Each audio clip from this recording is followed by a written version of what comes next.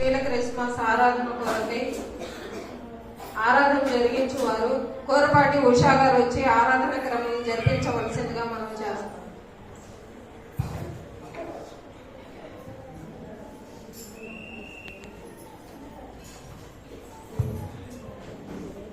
అడ్వెంట్లోని 3వ ఆదివారం ఆరాధన జరిగింది. తండ్రి యొక్కయు కుమారుని యొక్కయు పరిశుద్ధాత్మ యొక్క నామమున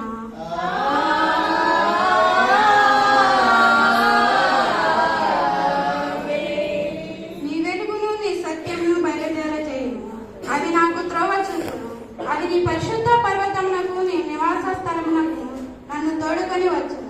అప్పుడు నేను దేవుని బలిపీఠం వద్దకు నాకు ఆనంద సంతోషము కలుగజేయు. దేవుని యొద్దకు చేరెదను. దేవా మా దేవా, సితారా వాయించుచు నీకు కృతజ్ఞాస్తుతులు చెల్లించెదను. అపోస్తల విశ్వాస ప్రమాణం చెప్పుకున్నాను. భూమి ఆకాశములను సృజించిన సర్వశక్తి గల తండ్రి అయిన దేవుడు నేను నమ్ముచున్నాను. ఆయన ఏక కుమారుడును ఆయన ప్రభు అయిన యేసుక్రీస్తును నమ్ముచున్నాను.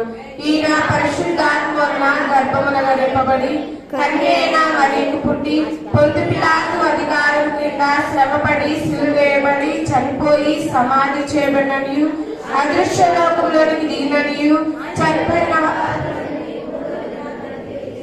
పరలోకమునకెక్కి సర్వశక్తి గల తండ్రి అయిన దేవుని కుడి చేతి వైపున కూర్చుని ఉన్నాడనియు సజీవులకును మృతులకును తీర్పు చేయుటకు అక్కడి నుండి వచ్చిననియు నమ్ముచున్నాను.